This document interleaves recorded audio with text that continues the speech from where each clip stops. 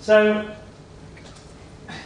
we need to have a revision of the feed-in tariff in New South Wales.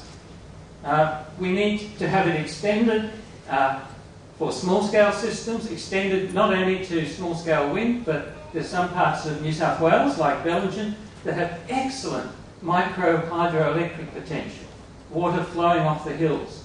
That's excluded from the feed-in tariffs. They need to extend it to medium and large-scale systems.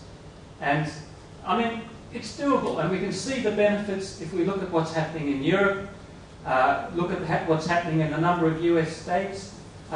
It drives a transformation of the industry, the energy industries. It drives new employment and new jobs. And there's huge potential for new jobs in Australia. There's recently been a study published by the Climate Institute, an NGO, that's looked at potential job creation in Australia from renewable energy by 2030. According to their scenarios, 32,000 new jobs could be created, comprising 19,000 in construction, so they would be temporary jobs, 7,000 in operations, and if we have the sense in Australia to have decent industry policies, 6,000 in manufacturing. Now, compare that with coal. Coal has, for the whole of Australia, 30,000 jobs, but 80% of those are for export. 80% of our coal is exported. So if you only look at the domestic use, which we can replace with renewable energy and energy efficiency, there's only 6,000 direct jobs in coal in the whole of Australia, much less in New South Wales. So we could replace all the coal jobs, not overnight, but over a steady period, with energy efficiency and renewable energy. So there is a huge future there. I have to make just some quick remarks about the federal scene as well, because we're right now in the middle of a debate about a carbon price or a carbon tax, and that debate has actually fed back into New South Wales, into the election, where predictably Labor is supporting the carbon tax proposal, which is a very vague proposal at this stage from the federal Labor government, and the coalition is opposing it. So I'll just make a few comments about this. There are a number of policy measures that are absolutely essential to drive Australia into a pathway for energy efficiency and renewable energy.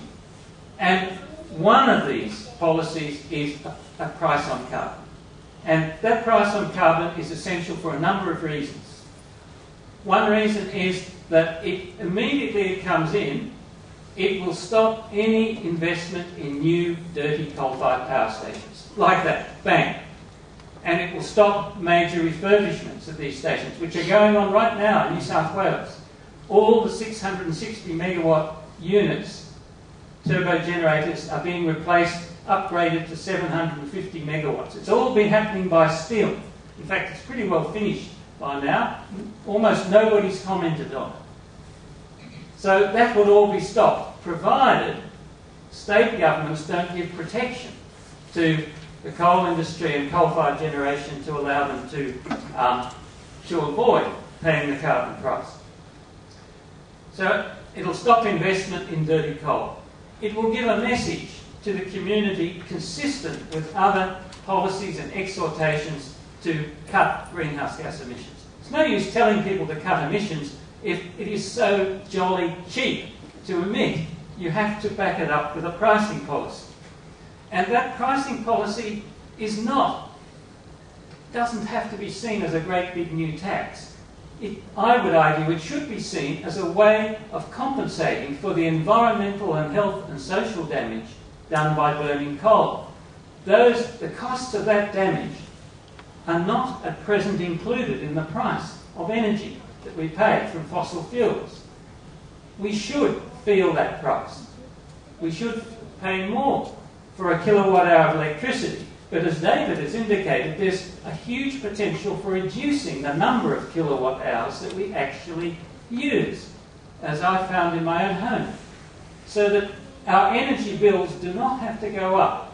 The price of a unit of electricity will inevitably go up for a whole range of reasons, but we can reduce the number of units of electricity we use. It's quite feasible.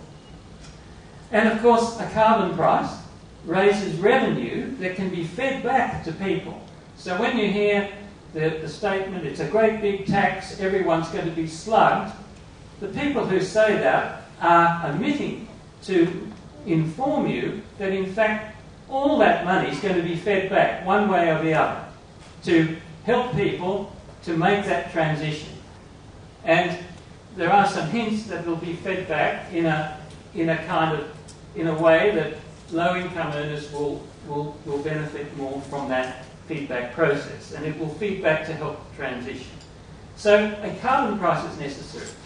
But then the other half is that the government, the federal government and the state government are claiming that's all you need. Well, that's complete nonsense. This is the economic fundamentalist view, that the price will determine everything. But unfortunately, the real world is that markets are not perfect, and it doesn't work that way.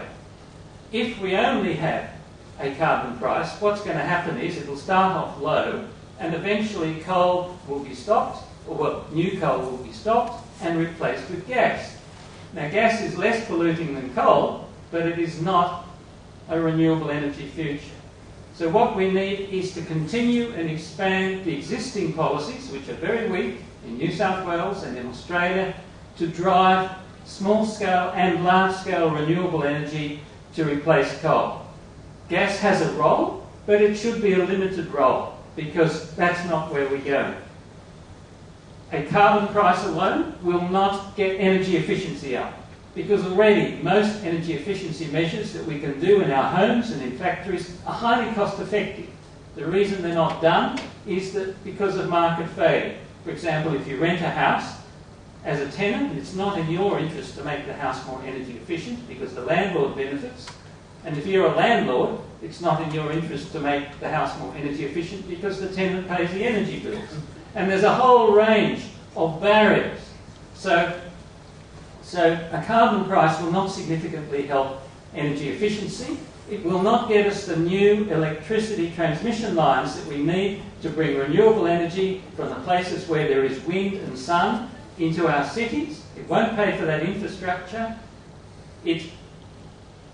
Putting a low price on carbon will simply bring in the next cheapest and slightly less dirty technology. It isn't useful for planning for a long-term future. Pricing mechanisms are very good for planning for next year, but not for the next 10, 20, 30, 50 years. So, in addition to carbon pricing, we need drivers for renewable energy. We need a decent renewable energy target. We need decent feed-in tariffs in the states. And we need other incentives, tax deductions and other incentives to get our renewable energy future up. So I won't talk much longer because I hope there'll be time for David and me to answer questions and have some discussion. I just, before closing, need to make a couple of plugs. Mariella Hatfield, who co-produced this film and directed it, she had asked me to draw your attention that there are some leaflets at this end of the table as you go up. If you're interested in hiring or buying the film, the video, please take one of these leaflets and that will give you contacts for it.